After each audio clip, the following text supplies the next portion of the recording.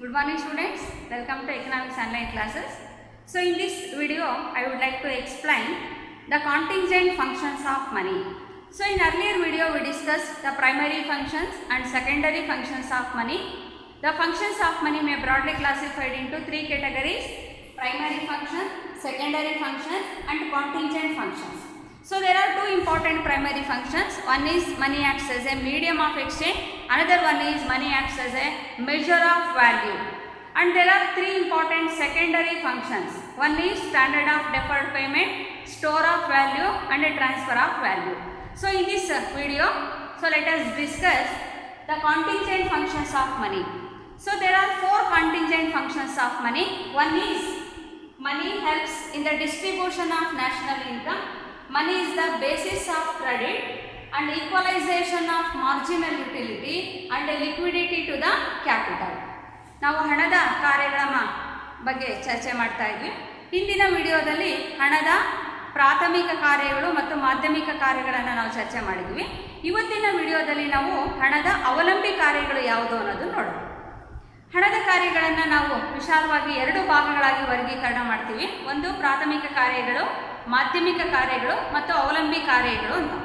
ಪ್ರಾಥಮಿಕ ಕಾರ್ಯವಾಗಿ ಹಣ ಎರಡು ಕೆಲಸಗಳನ್ನು ಮಾಡುತ್ತೆ. ಒಂದು ವಿನಿಮಯ ಮಾಧ್ಯಮವಾಗಿ, ಎರಡನೇದು ಮೌಲ್ಯಮಾಪನವಾಗಿ. ಮಾಧ್ಯಮಿಕ ಕೆಲಸಗಳಲ್ಲಿ ಮೂರಿದೆ. ಒಂದು ಭಾವಿ ಯೋಜನೆಗಳು ಅಥವಾ ಭಾವಿ ಪಾವತಿಯ ಮಾಧ್ಯಮವಾಗಿ ಹಣ ಕೆಲಸವನ್ನು ಮಾಡುತ್ತೆ. ಅದೇ ರೀತಿ ಹಣ ಅನ್ನೋದು ಸಂಪತ್ತಿನ ಸಂಗ್ರಹವಾಗಿ ಕೆಲಸ ಮಾಡುತ್ತೆ ಮತ್ತು ಮೌಲ್ಯದ ವರ್ಗಾವಣೆಯಲ್ಲಿ ಹಣ ಕೆಲಸವನ್ನು ಮಾಡುತ್ತೆ. ಅವಲಂಬಿ ಕಾರ್ಯಗಳನ್ನು ನಾವು ನಾಲ್ಕು ವಿಧವಾಗಿ ವಿಭಜನೆ ಮಾಡ್ತೀವಿ. ಒಂದು ರಾಷ್ಟ್ರೀಯ ಆದಾಯದ ಹಂಚಿಕೆಯಲ್ಲಿ ಹಣ ಸಹಾಯವನ್ನು ಮಾಡುತ್ತೆ.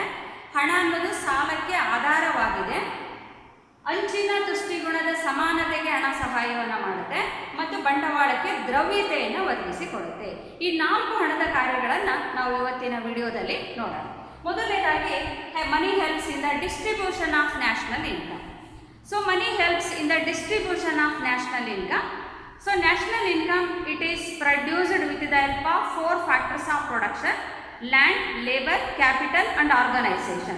Land, labor, capital and organization combined together produce certain quantity of goods and services.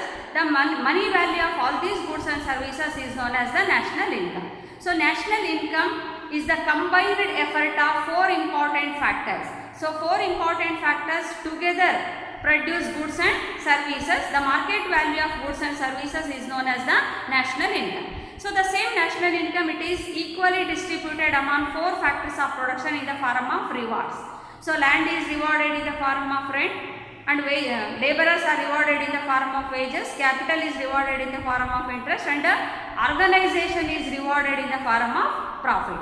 So all these rewards is equally distributed among four factors only on the basis of money. So money helps the producer to distribute the national income among four factors of production in an equitable manner. ಇಲ್ಲಿ ರಾಷ್ಟ್ರೀಯ ಆದಾಯದ ಹಂಚಿಕೆಗೆ ಹಣ ಸಹಾಯವನ್ನು ಮಾಡುತ್ತೆ. ರಾಷ್ಟ್ರೀಯ ಆದಾಯ ಅನ್ನೋದು ನಾಲ್ಕು ಉತ್ಪಾದನಾಂಗಗಳು ಸೇರಿ ಉತ್ಪಾದನೆಯಾಗಿರುವಂಥದ್ದು. ರಾಷ್ಟ್ರೀಯ ಆದಾಯದಲ್ಲಿ ಸರಕು ಸೇವೆಗಳ ಮಾರುಕಟ್ಟೆ ಮೌಲ್ಯ ಇರುತ್ತೆ. ನಾಲ್ಕು ಉತ್ಪಾದನಾಂಗಗಳು ಭೂಮಿ, ಶ್ರಮ, ಬಂಡವಾಳ ಮತ್ತು ಸಂಘಟನೆ ಸೇರಿ ಆ ನಾಲ್ಕು ಉತ್ಪಾದನಾಂಗಗಳ ಸಂಯುಕ್ತ ಕಾರ್ಯಾಚರಣೆಯಿಂದ ಸರಕು ಸೇವೆಗಳು ಉತ್ಪಾದನೆಯಾಗುತ್ತೆ. ಈ ರೀತಿ ಉತ್ಪಾದನೆಯಾದಂಥ ಸರಕು ಸೇವೆಗಳ ಮಾರುಕಟ್ಟೆ ಮೌಲ್ಯಕ್ಕೆ ನಾವು ರಾಷ್ಟ್ರೀಯ ಆದಾಯ ಅಂತ ಕರೀತೀವಿ.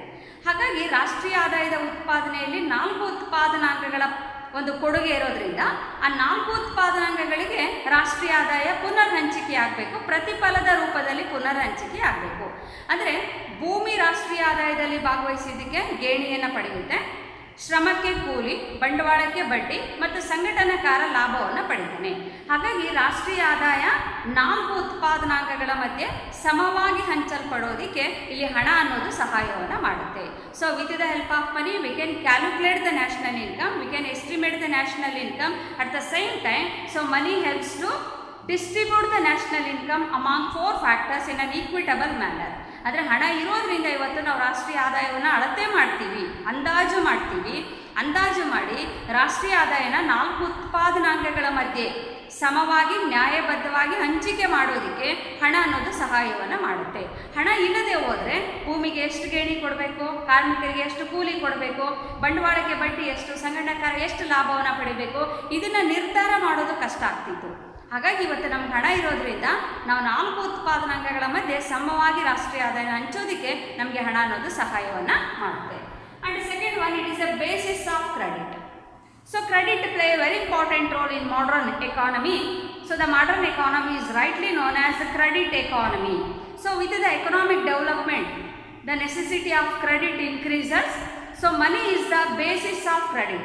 That means in modern banking system we developed a number of credit instruments like check, DD, bill of exchanges and a number of credit instruments, and all these credit instruments work only with the help of money. So without money we cannot create credit and we cannot mobilize the resources, we cannot mobilize the saving, and the capital formation is impossible without money. So money is the basis of credit. ಇವತ್ತಿನ ಆಧುನಿಕ ಆರ್ಥಿಕ ವ್ಯವಸ್ಥೆಯನ್ನು ನಾವು ಸಾಲದ ವ್ಯವಸ್ಥೆ ಅಂತಲೇ ಕರಿತೀವಿ. ಆರ್ಥಿಕ ಚಟುವಟಿಕೆಗಳು ಹೆಚ್ಚಾಗ್ತಾ ಹೋದಂತೆ ಸಾಲದ ಅವಶ್ಯಕತೆಯೂ ಹೆಚ್ಚಾಗ್ತಾ ಹೋಗ್ತಾ ಇದೆ. ಹಾಗಾಗಿ ಇವತ್ತು ಸಾಲಕ್ಕೆ ಆಧಾರವಾಗಿರುವಂಥದ್ದೇ ಹಣ.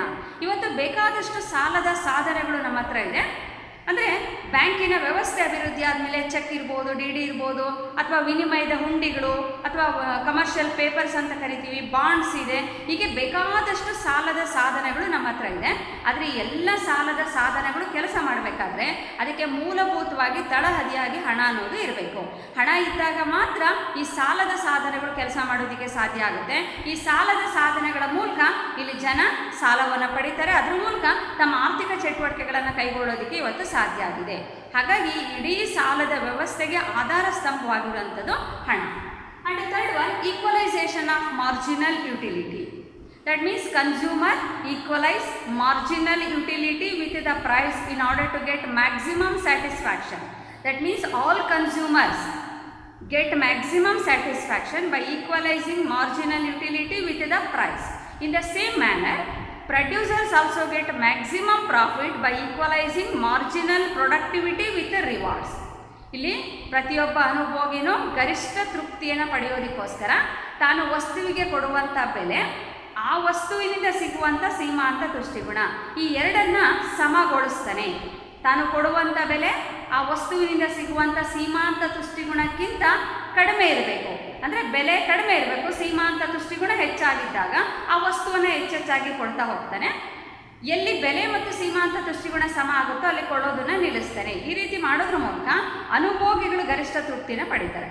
ಅದೇ ರೀತಿ ಉತ್ಪಾದಕರು ಉತ್ಪಾದನಾಂಗಗಳಿಗೆ ಕೊಡುವಂಥ ಪ್ರತಿಫಲ, ಆ ಉತ್ಪಾದನಾಂಗಗಳ ಉತ್ಪಾದಕತೆ. ಅಂದರೆ ಉದಾಹರಣೆಗೆ ಭೂಮಿಗೆ ಗೇಣಿನ ಕೊಟ್ಟಾಗ ಗೇಣಿ ಎಷ್ಟು ಕೊಡ್ತೀವಿ, ಆ ಭೂಮಿಯಿಂದ ಸಿಗುವಂಥ ಉತ್ಪಾದಕತೆ ಎಷ್ಟು, ಈ ಎರಡನ್ನ ಸಮಗೊಳಿಸೋದ್ರ ಮೂಲಕ ಗರಿಷ್ಠ ಲಾಭವನ್ನು ಪಡ್ಕೊಳ್ತಾರೆ. ಹಾಗಾದರೆ ಇಲ್ಲಿ ಸೀಮಾಂತ ದೃಷ್ಟಿಗುಣ, ಸೀಮಾಂತ ಉತ್ಪಾದಕತೆಯನ್ನು ಸಮಗೊಳಿಸೋದಕ್ಕೆ ಸಹಾಯ ಮಾಡುವಂಥದ್ದು ಹಣ. ಹಣ ಇದ್ದಾಗ ಮಾತ್ರ ನಾವು ಬೆಲೆ, ಪ್ರತಿಫಲ ಮತ್ತು ಸೀಮಾಂತ ದೃಷ್ಟಿಗುಣವನ್ನು ಸಮ ಮಾಡಿ ಲೆಕ್ಕ ಮಾಡೋದಕ್ಕೆ ಸಾಧ್ಯ ಆಗುತ್ತೆ. ಇದು ಸಾಧ್ಯ ಆಗೋದು ಹಣ ಇರೋದ್ರಿಂದ. ಹಾಗಾಗಿ ಹಣವನ್ನು ಬಳಕೆ ಮಾಡಿಕೊಂಡು ಸೀಮಾಂತ ದೃಷ್ಟಿಗುಣನ ಅಥವಾ ಸೀಮಾಂತ ಉತ್ಪಾದಕತೆನ ಬೆಲೆ ಜೊತೆಗೆ ಸಮ ಮಾಡಿ ಅನುಭೋಗಿ ಮತ್ತು ಉತ್ಪಾದಕ ಗರಿಷ್ಠ ಲಾಭ ಮತ್ತು ತೃಪ್ತಿಯನ್ನು ಪಡೆಯೋದಕ್ಕೆ ಹಣ ಅನ್ನೋದು ಸಹಾಯವನ್ನು ಮಾಡುತ್ತೆ. And last one, money gives liquidity to the capital. So capital means anything which is man-made and which is used for producing other commodity. ಇಲ್ಲಿ ಬಂಡವಾಳ ಅಂತ ಯಾವುದನ್ನು ಕರಿತೀವಿ ಅಂದರೆ ಅದು ಮಾನವ ನಿರ್ಮಿತ ಆಗಿರಬೇಕು, ಮತ್ತೊಂದು ವಸ್ತುವಿನ ಉತ್ಪಾದನೆಯಲ್ಲಿ ಅದು ಬಳಸೋ ಹಾಗಿರಬೇಕು ಅಂತ ಅನೇಕ ವಸ್ತುಗಳನ್ನು ನಾವು ಬಂಡವಾಳ ಅಂತ ನಾವು ಗುರುತಿಸ್ತೀವಿ. For example machinery. So capital takes number of forms. So it may be machinery, it may be land, it may be stock, or it may be shares, or may be debenture. So it takes a number of forms. So among all forms, so money, cash is one of the important form of wealth, important form of capital, and the money is a liquid form. It give liquidity to all type of capital. ಅದರಲ್ಲಿ ಬಂಡವಾಳ ಅನ್ನೋದು ಬೇರೆ ಬೇರೆ ರೂಪಗಳಲ್ಲಿರುತ್ತೆ. ಅದು ಯಂತ್ರದ ರೂಪದಲ್ಲಿರ್ಬೋದು, ಭೂಮಿ ರೂಪದಲ್ಲಿರ್ಬೋದು, ಅಥವಾ ಬೇರೆ ಥರದ ಬಿಡಿ ಭಾಗಗಳ ರೂಪದಲ್ಲಿರ್ಬೋದು, ಷೇರುಗಳ ರೂಪದಲ್ಲಿ, ಡಿಬೆಂಚರ್ಗಳ ರೂಪದಲ್ಲಿ ಇರ್ಬೋದು. ಹೀಗೆ ಬಂಡವಾಳಕ್ಕೆ ಬೇರೆ ಬೇರೆ ರೂಪಗಳಿದೆ. ಆದರೆ ಅದರಲ್ಲೆಲ್ಲ ಪ್ರಮುಖವಾಗಿರೋಂಥ ಒಂದು ರೂಪ ಅಂದರೆ ಅದು ಹಣ. ಅಂದರೆ ಹಣ ಅನ್ನೋದು ಒಂದು ದ್ರವ್ಯತೆಯನ್ನು ಹೊಂದಿರುವಂಥದ್ದು, ಅದು ದ್ರವ ರೂಪದ ಆಸ್ತಿ ಅಂತ ನಾವು ಕರಿತೀವಿ. ಹಣ ಅನ್ನೋದು ಎಲ್ಲ ಬಂಡವಾಳಕ್ಕೆ ದ್ರವ್ಯತೆಯನ್ನು ಕೊಡೋದು. That means money can be converted into any form of capital. So we can easily convert money into any form of capital. So that is why money is considered as the most liquid form of wealth. So among all forms of capital, money is considered as a liquid form of capital. That means we can convert capital into money and money into any form of capital. ನಮ್ಮ ಹತ್ರ ಬಂಡವಾಳ ಇತ್ತು ಅಂದರೆ ಅದನ್ನು ಹಣಕ್ಕೆ ಪರಿವರ್ತನೆ ಮಾಡ್ತೀವಿ. ಹಣದ ಮೂಲಕ ಅದನ್ನು ಇನ್ನೊಂದು ಬಂಡವಾಳದ ರೂಪಕ್ಕೆ ಪರಿವರ್ತನೆ ಮಾಡೋದಕ್ಕೆ ಸಾಧ್ಯ ಆಗುತ್ತೆ. ಅಥವಾ ಯಾವುದಾದ್ರು ಬಂಡವಾಳ ಐಡ್ಲಾಗಿತ್ತು ಅಂದರೆ, ಯಾವುದೋ ಒಂದು ಯಂತ್ರ ಬಳಕೆ ಆಗ್ತಿಲ್ಲ ಅಂದರೆ ಅದಕ್ಕೆ ಅದನ್ನು ಹಣಕ್ಕೆ ಪರಿವರ್ತನೆ ಮಾಡಿ ಅದರಿಂದ ಬೇರೆ ವಸ್ತುಗಳನ್ನು ಕೊಂಡಾಗ ಆ ಯಂತ್ರಕ್ಕೆ ದ್ರವ್ಯತೆ ಸಿಕ್ತು ಅಂತ ಹೇಳ್ತೀವಿ. ಅಂದರೆ ಈಗ ಒಂದು ಹೊಲಿಗೆ ಯಂತ್ರ ಇದೆ, ಅದನ್ನು ನಾವು ಬಳಕೆ ಮಾಡ್ತಾ ಇಲ್ಲ ಅಂದರೆ ಅದು ಐಡ್ಲಾಗಿದೆ, ಜಡ ಆಯಿತು. ಆದರೆ ಹಣ ಇರೋದ್ರಿಂದ ಹೊಲಿಗೆ ಯಂತ್ರನ ಬೇರೆಯವ್ರಿಗೆ ಮಾರಿ ನಾವು ಹಣನ ಪಡಿತೀವಿ. ಆ ಹೊಲಿಗೆ ಯಂತ್ರನ ಯಾರು ಕೊಂಡ್ಕೊಂಡ್ರು ಅವರು ಅದನ್ನು ಬಳಕೆ ಮಾಡ್ಕೊಳ್ತಾರೆ. ಬಳಕೆ ಮಾಡ್ಕೊಂಡಾಗ ಅದು ಆ್ಯಕ್ಟಿವ್ ಆಗುತ್ತೆ. ಆ ಹಣದಿಂದ ನಾವು ಇನ್ಯಾವುದೋ ಒಂದು ವಸ್ತುನ ಕೊಡ್ತೀವಿ. ಹೀಗೆ ಬಂಡವಾಳಕ್ಕೆ ದ್ರವ್ಯತೆಯನ್ನು ಕೊಡುವಂಥ ಒಂದು ಶಕ್ತಿ ಯಾರಿಗಿದೆ? ಹಣಕ್ಕಿದೆ. ಹಣ ಇರೋದ್ರಿಂದ ನಾವು ಬಂಡವಾಳದ ಬೇರೆ ಬೇರೆ ರೂಪಗಳನ್ನು ತುಂಬ ಸುಲಭವಾಗಿ ಪಡ್ಕೊಳ್ಳೋದಕ್ಕೆ ಸಾಧ್ಯ ಆಗುತ್ತೆ. So these are the important functions of money. And money perform all these functions very successfully only when its value remaining same.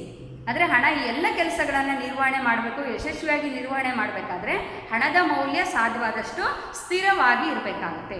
ಹಣದ ಮೌಲ್ಯ ಎಲ್ಲಿವರೆಗೂ ಸ್ಥಿರವಾಗಿರುತ್ತೋ ಅಲ್ಲಿವರೆಗೆ ಹಣ ಎಲ್ಲ ಕೆಲಸಗಳನ್ನು ಅತ್ಯಂತ ಯಶಸ್ವಿಯಾಗಿ ಮಾಡೋದಕ್ಕೆ ಸಾಧ್ಯ ಆಗುತ್ತೆ.